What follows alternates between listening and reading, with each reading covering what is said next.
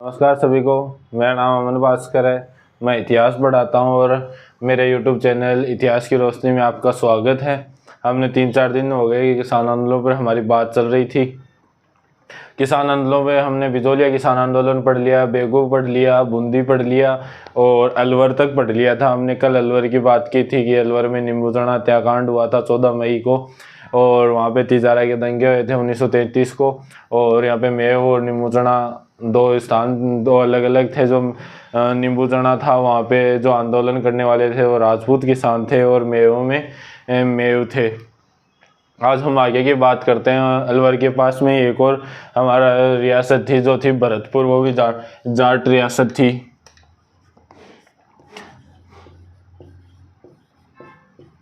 भरतपुर किसान आंदोलन छोटा सा भाग है, 2 मिनट में सलटा दिया।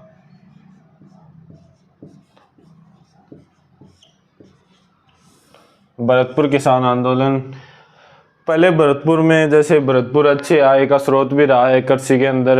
महाराजा सूरजमल ने भी यहाँ पे काफ़ी सुधार किए थे। यहाँ पे किसानों की स्थिति और रियासतों की बजाय किसानों की स्थिति यहाँ पे ज़्यादा बेहतरीन बताई जाती है, क्योंकि यहाँ पे हर तरीके से उनकी मदद की जाती थी राजा के द्वारा। फिर अंग्रेज़ों के आने के बाद में इन्हें यहाँ पे परिवर्तन होने के कारण यहाँ पे आंदोलन हुआ। जो 1931 तक इनकी किसानों की स्थिति में को सब ठीक था, सुधार थे, यहाँ पे कोई चीज़ दिक्कत नहीं थी। मगर 1931 में यहाँ पे भूमि बंदोबस्त करवाया गया। भूमि बंदोबस्त करवाने के बाद में यहाँ पे जो कर थे उनके करों में वृद्धि कर दी गई, भू राजस्व में मतलब वृद्धि कर दी गई। इसके कारण किसानों में आक्रोश फैल गया कि भाई ये क्या मतलब होता है कि इतने दिन तो कुछ नहीं बढ़ाया, आज अचानक ये इतना बढ़ा रहे हैं, ये कोई बात नहीं होती। तो यहाँ पे 1931 के भूमि बंदोबस्त के कारण भू राजस्व कर बढ़ा दिया गया। तो यहाँ पे जो बढ़ाने के कारण जो यहाँ के एक नेता का नाम आता है भोजी लंबरदार।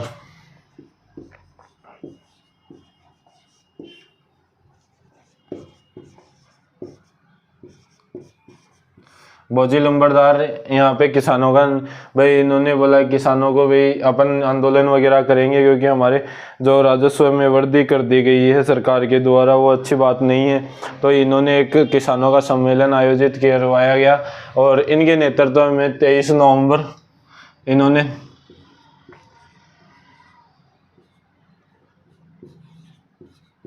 1931 को इन्होंने यहाँ पे आंदोलन की शुरुआत की और इनके नेतृत्व में 500 किसानों ने भाग लिया था।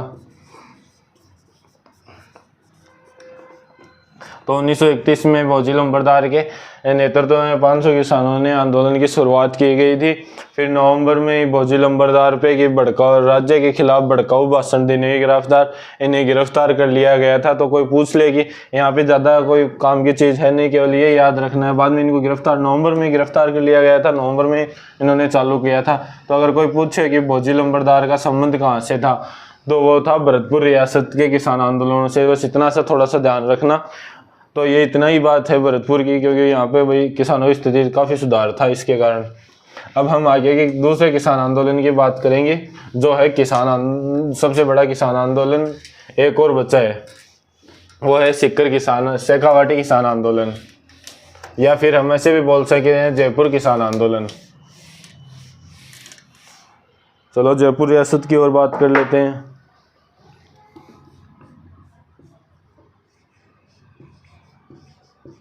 जयपुर किसान आंदोलन।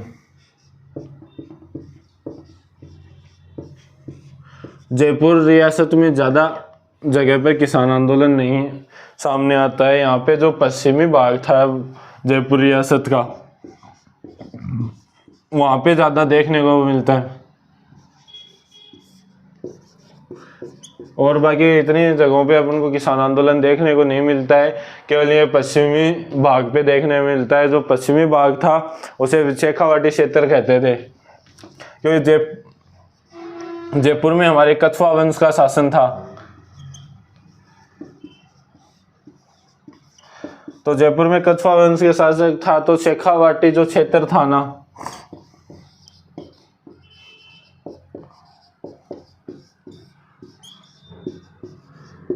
जयपुर रियासत के अंदर ही आता था, क्योंकि जयपुर रियासत काफ़ी बड़ी थी। तो इसमें मतलब बोलते हैं कि 400 मतलब जो शेखावाटी क्षेत्र है ना, इसमें 421 रियासत जागीर शामिल थी इस शेखावाटी क्षेत्र में। और यहाँ पे जो कछुआ वंश के, जयपुर में तो कछुआ वंश का शासन था, और जो शेखावाटी में कछुआ वंश की एक शाखा थी वो थी शेखावत। तो शेखावतों के कारण यहाँ पे, शेखावत के कारण यहाँ पे नाम शेखावाटी क्षेत्र पड़ा गया। यहाँ पे शेखावत कछुआ वंश की एक शाखा थी, वहाँ उसका शासन था, तो शेखावाटी इसका नाम पड़ा। और यहाँ पे लगभग 421 जागीर सामने आती हैं, ये अपने को याद नहीं करना। और शेखावाटी में भी हम 2 जगहों की बात करेंगे। एक तो इसमें 2 क्षेत्र आते थे ज़्यादा बड़े, एक तो जो था सीकर, और एक हम बात करेंगे झुंझुनू की। तो यहाँ पे 2 जगहों की हम बात करेंगे, एक तो है सीकर और एक झुंझुनू। सीकर में क्या था कि ये अप्रत्यक्ष रूप से नियंत्रण में था, कि भाई इसमें कुछ स्वतंत्रता सीकर रियासत मतलब जागीर को थी, इसे इसलिए हम अर्ध स्वतंत्र राज्य है बोल सकते हैं, अर्ध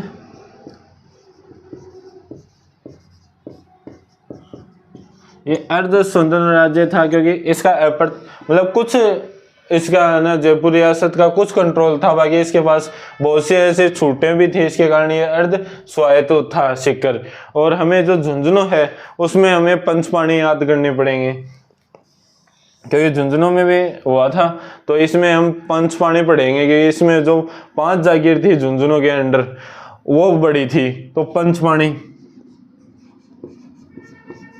अब पंचपाणों को हम कैसे याद रखेंगे, वो था डुब्बी मन में, डुब्बी मन में। तो ये थोड़ा सा याद रख लेना कि भाई पंचपाणों को याद करने के लिए डुब्बी मन में। अब कौन कौन सी थी साहब, तो ये एक तो डू से डुब्बी हो जाए और ढूंढलोन,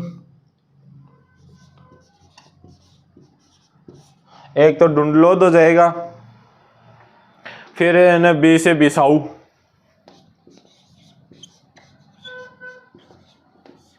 और मैं से मंडावा,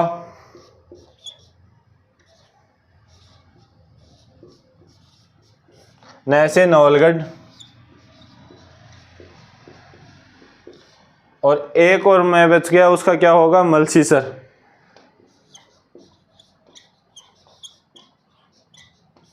तो झुंझुनू रियासत के अंदर पंचपाणी आते थे, ये याद रखना। ये एग्जाम में पूछ भी लेते हैं कि पंचपाणों में कौन शामिल नहीं था, तो ये 4 ऑप्शन तो ये मिल जाएंगे, एक दूसरा मिल जाएगा। तो ये याद रखना कि पंचपाणों में एक तो ढूंढलोद, बिसाऊ, मंडावा, नवलगढ़, मलसीसर, ये 5 जागीरें आती थी इसमें पंचपाणों के अंदर। इसको याद रख लेना डुब्बी मन में। तो ओके, हम आगे बढ़ेंगे कि सीकर के साथ इन आंदोलन को आगे बढ़ाएंगे। तो ये एग्जाम में पूछ भी लेते हैं कि पंचपाणी कौन कौन थे। तो ये एक बार ये याद रखना कि ढूंढलोद, बिसाऊ, मंडावा, मलसीसर, नवलगढ़, ये पंचपाणों के अंदर आती थी। अब यहाँ पे भाई आंदोलन कब शुरू हुआ, तो वो था ये जो हमारा नया सामंत बना था 1922 में सीकर में नया सामंत बना।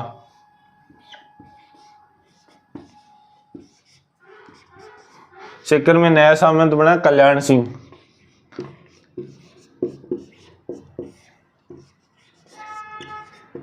तो सीकर में भाई इससे पहले माधो सिंह थे, उनकी मृत्यु हो गई, तो फिर 1922 में नए सामंत बना यहाँ पे जो कल्याण सिंह था। इसने भाई भूमि बंदोबस्त करवाया, कर वगैरह ज़्यादा बढ़ा दिए थे। 1922 में इसने करों में वृद्धि कर दी गई थी, कि इसने बोला कि जो माधो सिंह था ना, इनके पिता पहले वाले सामंत, उनके मृत्यु भोज पर ज़्यादा खर्चा हो गया, और कल्याण सिंह के जो तलवार बंदाई कर था उसमें ज़्यादा खर्चा लग गया। इसके कारण ज़्यादा इन्होंने बोला कि कर तभी बढ़ा रहे हैं। फिर बोला कि मैं थोड़े दिनों बाद इसे कम कर दूंगा, हालांकि नहीं किया था। इस कारण यहाँ पे आंदोलनों की शुरुआत हो जाती है। तो यहाँ पे आंदोलन होते हैं, और उससे पहले हम ये पढ़ेंगे कि भाई आंदोलन के क्या कारण थे। तो ये 1922 में यहाँ पे चालू होते हैं, नया सामंत बनता है कल्याण सिंह। कल्याण सिंह ने यहाँ पे करों में वृद्धि कर दी थी। अब इसके कारण जाहिर सी बात है भूमि राजस्व कर, भू राजस्व कर,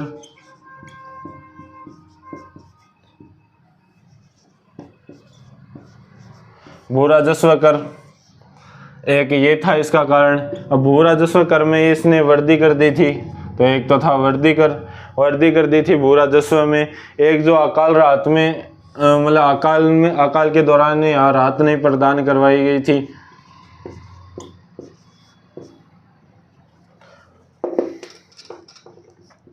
तो भू राजस्व में वृद्धि और अकाल में इसने कुछ मदद नहीं की थी किसानों की, और वैसे ही कर ले रहा था। तो इसके कारण एक यहाँ वो जो अपन ने पहले भी बात की थी लाटा कुंता, और इस लाटा कुंता के कारण लाटा कुंता को हम लुटेरी व्यवस्था भी बोलते हैं।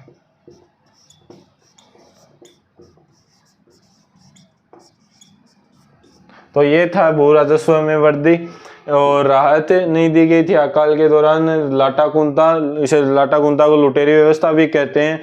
और एक जो भूमि बंदोबस्त करवाया था, उसके कारण एक भूमि बंदोबस्त करवाया था इसने,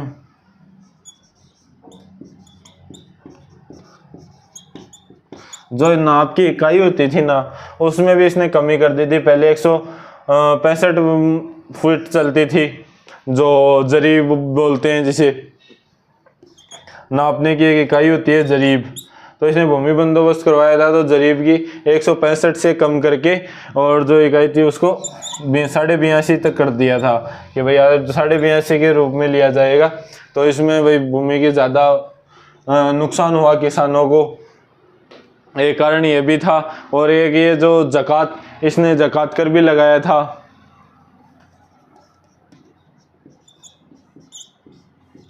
अब ये ज़कात कर क्या होता है कि भाई एक किसान अपनी जो भूमि से उत्पन्न जो भी सामान था, जैसे फसल वगैरह, वो अलग बेचता था, तो उस पर जो कर लगता था कि भाई आप हमारे राज्य में नहीं बेचोगे तो आप अलग जाके बेचोगे तो उस पर कर लगेगा। और एक अलग से बीज, मतलब इस राज्य से बीज ने लेकर अन्य राज्य से बीज लाए तो उस पर भी कर लगता था कि भाई हमारी दुकान पर उसको क्यों लेना है, दूसरा पर गया तो दूना दाम लेना पड़ेगा, ठीक है, टोल लगा दिए, बात ठीक है वहीं ज़कात के अंदर। फिर इजाफा कर भी लगा दिया था इसने,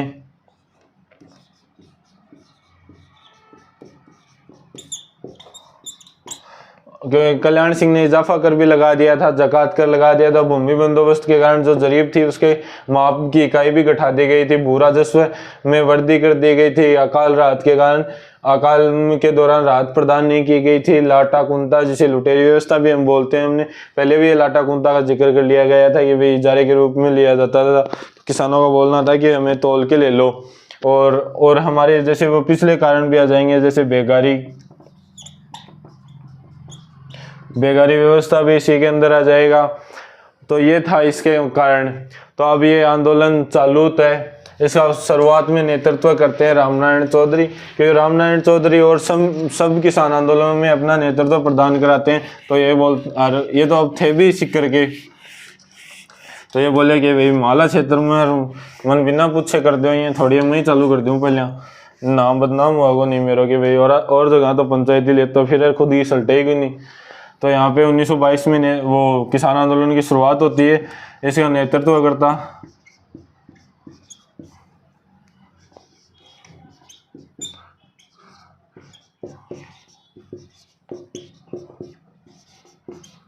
रामनारायण चौधरी। तो क्योंकि ये सभी किसान आंदोलनों में भाग लेते हैं, तो यहाँ पे क्यों नहीं लेंगे, तो इसने यहाँ पे भी चालू कर दिया कि भाई मैं भी पंचायती गुरु हूँ। एक तो ये थे, एक जो हमारे हरि ब्रह्मचारी,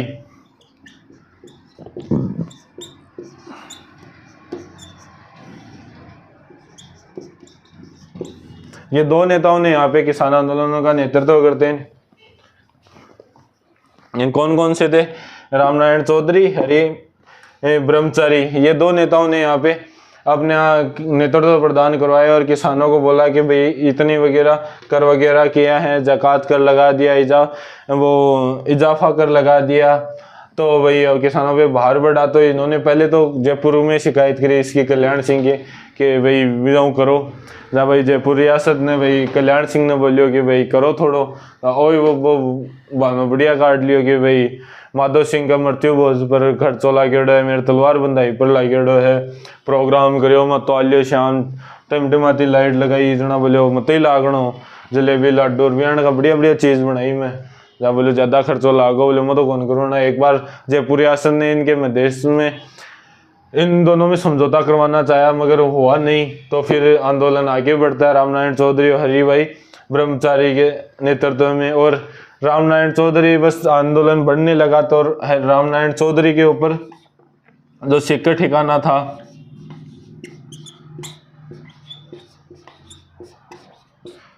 सीकर ठिकाने पर वो प्रवेश पर प्रतिबंध लगा दिया गया कि आज के बाद कल्याण सिंह बोले आज के बाद दिख गए ने तो पकड़ कर गाल लूंगा मैं, देशद्रोह के आरोप मैं क्यों भी लगा दूंगा, तो ऐसे तेरे को मिल रहे क्यों ही नहीं। बोले बढ़ गए तो ठीक बात नहीं है। बोले मैं तो चल लिया बोलियो। बाद में राजस्थान सेवा संघ का ये जो समाचार पत्र निकलता था जो उसके ऊपर भी यहाँ पे प्रतिबंध लगा दिया गया था इनके द्वारा कि भाई राजस्थान समाचार पत्र था कि भाई राजस्थान सेवा संघ के कार्यकर्ता थे रामनारायण चौधरी, तो इनके प्रवेश पर भी प्रतिबंध लगा दिया। रामनारायण चौधरी बोले ठीक है कोई बात को नहीं, लगा दिया तो ठीक है, मैं राजस्थान समाचार पत्र हूँ।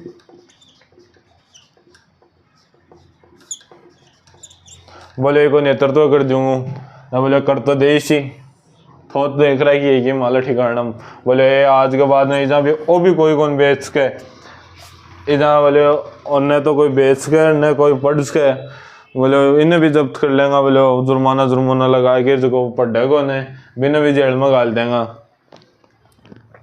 तो ये था कि भाई राजस्थान तरुण राजस्थान जो राजस्थान सेवा संघ की तरफ से अखबार निकलता था उस पर प्रतिबंध लगा दिया, रामनारायण चौधरी के ऊपर प्रतिबंध लगा दिया। तो भाई अब आगे क्या करे जाए, तो भाई रामनारायण चौधरी बोले हार तो मैं भी कौन मानू। बोले क्या, बोले एक या तो बोले मन बाढ़ ले कैसे मेरा समाचार पत्र ने बाढ़ ले, बोले दोनों नहीं कौन बाढ़ू बता के कर ले सी। बोले सीधी लंदन कॉन्टेक्ट था अपना। बोले साची बता, बोले साची में, बोले के है लंदन में, बोले मेरे को बोलो कुछ है, बोले कर लेना तेरे जो रहना। वहाँ से एक अखबार निकल जाता है daily Herald.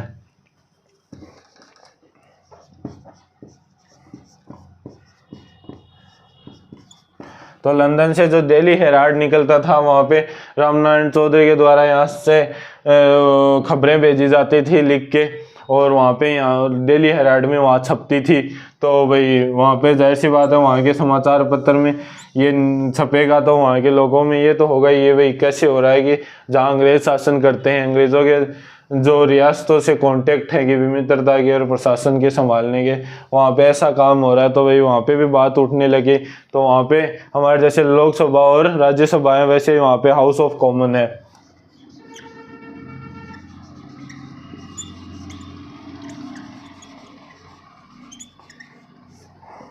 House of common में वहाँ के एक नेता होते थे पेंथिक लॉरेंस।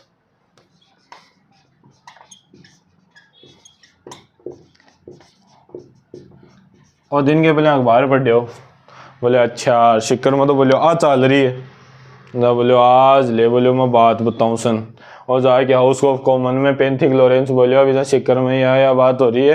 तो अगर कोई पूछ ले एग्जाम में भाई किस किसान आंदोलन की खबरें ब्रिटेन में लंदन में छपती थी, तो वो था सिकर किसान आंदोलन किस अखबार में, तो वो था डेली हेराल्ड। और वहाँ की संसद में किसने उठाया, तो पेंथिक लॉरेंस ने। ये थोड़ा याद रख लेना कि सिकर की खबरें वहाँ पे भी छपती थी क्योंकि रामनारायण चौधरी पे प्रतिबंध लगा दिया। इनके जो तरुण राजस्थान था उस पर प्रतिबंध लगा दिया गया था। तो भाई रामनारायण चौधरी बोले हार तो मैं भी कौन मानू जना, वो लंदन में सीधा कॉन्टेक्ट कराया। बोले मेरा ऊपर था नहीं कॉन्टेक्ट ही जना। बाद में यो विजय का डेली हेराल्ड में छपवाया और फिर हाउस ऑफ कॉमन में ये बात उठाई। यह थी थोड़ी याद रखने के बाद फिर इनके ऊपर तो प्रतिबंध लगा दिए गए थे। और ये आंदोलन वैसे भी 1922 से 47 तक चलता है। तो काफ़ी लंबा था और इसमें तो शुरुआत पे प्रतिबंध लगा दिया था। तो फिर एक दूसरा आदमी की एंट्री करी थे, वो कौन हो, वो ठाकुर देशराज। रामनारायण चौधरी बोलियो भाई आप मेरे तो पार पड़ेगा, इनको तीसरा ले आओ। अब हरी भाई ब्रह्मचारी भी बोले एक लोग बापड़ो को तक भागा बुढ़ापा, बोले किन ले आवा, जहाँ बोले एक विजय बैठे हो, बोले माँ शू, बोले तू कौन, बोले ठाकुर देशराज।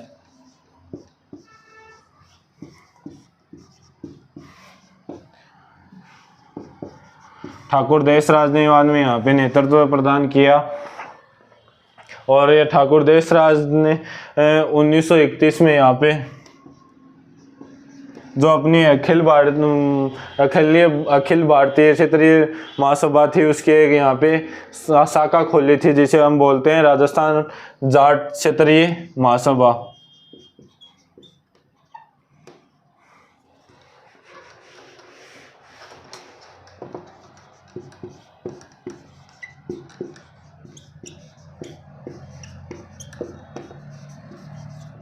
तो एक संस्था की स्थापना करी 1931 में के कौन सी राजस्थान जाट क्षेत्रीय महासभा 31 में की स्थापना करी गई।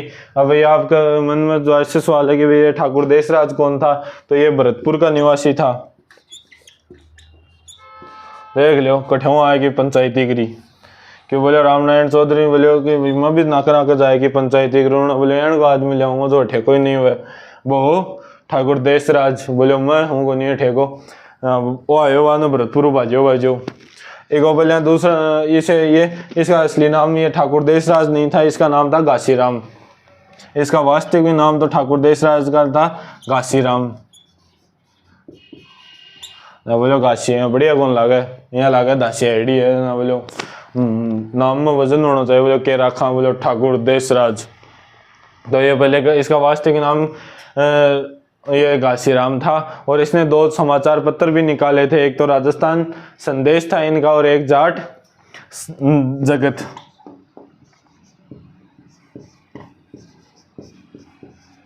और एक तो जाट जगत था, एक राजस्थान संदेश था ही।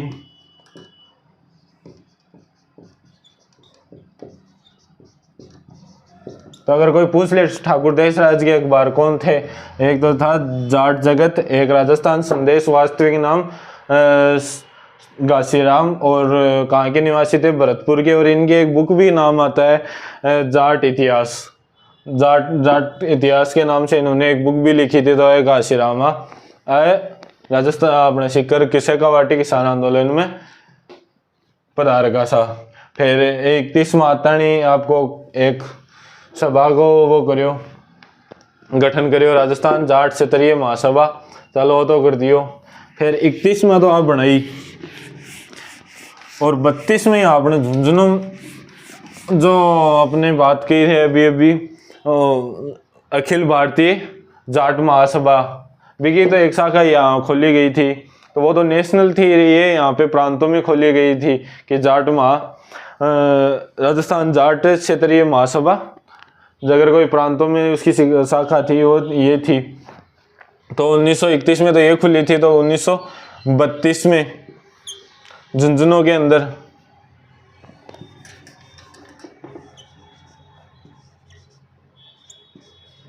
इस जो अखिल भारतीय जाट महासभा थी उसका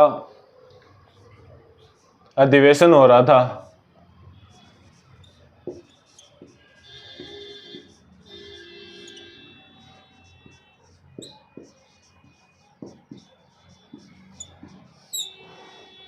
तो ये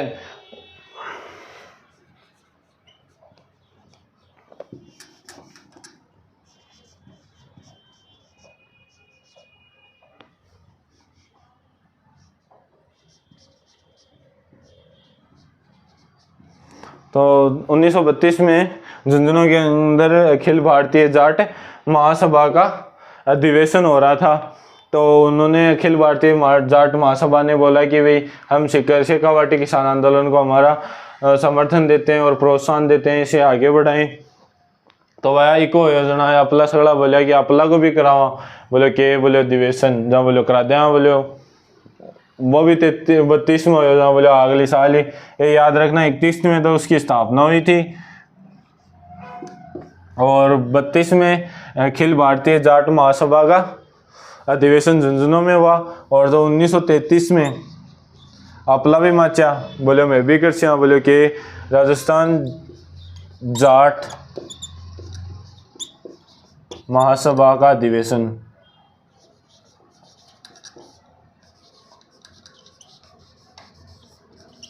अपला बोले आपा भी कर बोले 1933 में। ये लगातार ही है, याद रख लेना 31, 32, 33। तो 33 में जाट महासभा को अधिवेशन करी गढ़े पलथाना सिक्कर।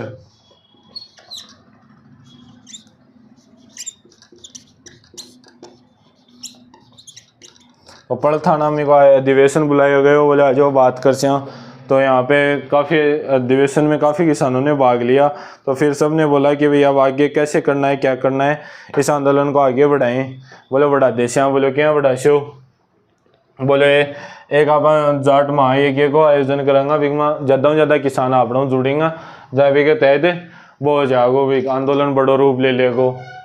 तो बोले ठीक है, कड़े रखना है, कद करना है। बोले अगली बसंत पंचमी 1 साल बाद में ही। तो बोले चलो करा दें ये। तो फिर जाट महासभा में ये निर्णय लिया गया, पलथाना के अंदर इसका अधिवेशन था। कब था? 1933 को था। तो इसमें ये निर्णय लिया गया कि जाट प्रजापति महायज्ञ का आयोजन किया जाएगा।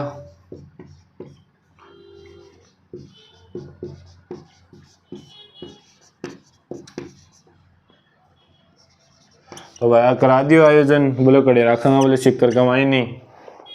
बोले ठीक है, कद करा अगली बसंत पंचमी। तो वह बसंत पंचमी आई 20 जनवरी 1934। और बसंत पंचमी के दिन इसका आयोजन किया गया।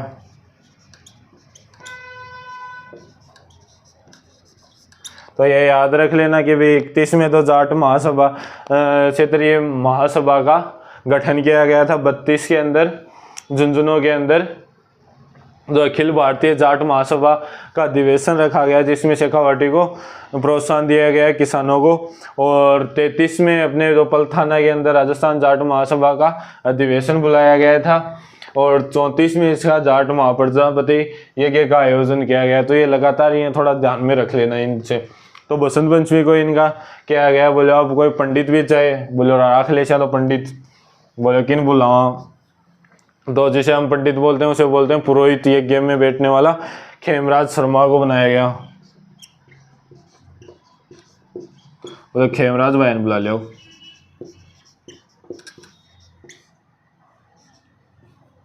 खेमराज शर्मा। बोले पंडित को भी जुगाड़ होगा। बोले अब बोले एक पंडित को सागे भी बोले अगर ना पंडित जी ने क्या करा। बोले स्वाहा। सागे सागे बोले स्वाहा। बोले हाँ। बोले जजमान बोले। बोले वो किन बना? बोले कुंवर हुकुम सिंह ने बना दिया।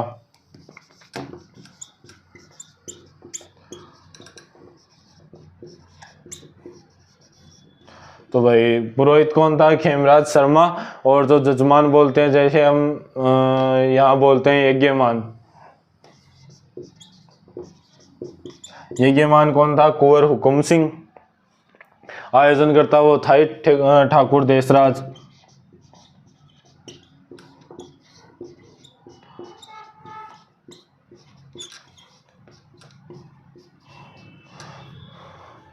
और मतलब पुरोहित तो खेमराज, यज्ञमान कुंवर हुकुम सिंह, आयोजन करता ठाकुर देशराज। तो यहाँ पे ये यज्ञ था, ये काफ़ी बड़ा था। और यहाँ पे लगभग 3 लाख किसानों ने भाग भी लिया था। 3 लाख से अधिक लोगों ने यहाँ पे भाग लिया था। और ऐसे बताते हैं कि 125 मण घी की आहुति दी गई थी यहाँ पे। अब देख लो 125 मण आजकल पूरे जिला में ढूंढने को लाता है। पहले तो बेड़ो कर लियो, देख लियो कितना आदमी आया होगा। काफ़ी बड़ा था। तो बाद में ये सगड़ा बोलिया मिल गई। बोले अब कुंवर हुकुम सिंह ना जो यज्ञमान था उसे बोले हाथी पर बिठा के बोले घुमाऊंगा। तो चोखो ला गया, फीलिंग बढ़िया हुआ है। जना कल्याण सिंह ने गया, बोले हाथीड़ो दे दे। ना कल्याण सिंह बोलो न तो हाथी दूं न काटने की परमिशन दूं कि भी थे मैं तो ना हाथी भी कौन दूं और ने थारे ऐसा आने घुमाने की इजाज़त भी कौन दूं। बोले ये क्या कौन दे ना बोलो जाओ जो खिंचा तानी होगी आपस में लट बाटा बाजा लगा और गधा गद उठा लगी। अब आया बीच विचार होकर के यहाँ जा सल्टा हो गए हो ए बोलिया जे न दियो तो चोरी कर ले जाऊंगा।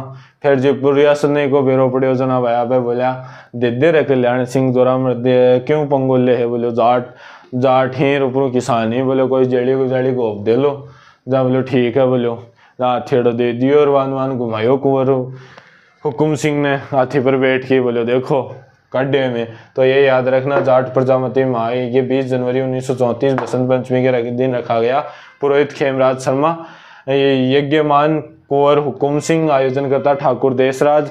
और यहाँ 125 मण घी की आहुति दी गई थी। 3 लाख से अधिक किसानों जाट मतलब लोगों ने यहाँ पे भाग लिया था। फिर वह 15 मार्च ने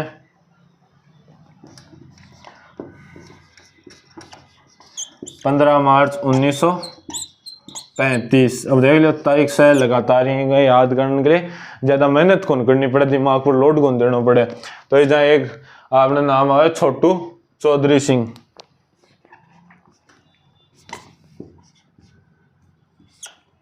छोटू राम चौधरी।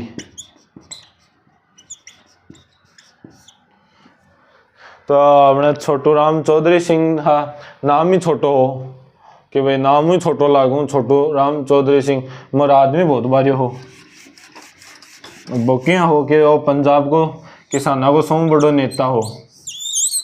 छोटू राम चौधरी जो था पंजाब में 100 बड़े किसान नेताओं में इसका नाम आता था। एक रतन सिंह था जो अपना और भरतपुर को हो।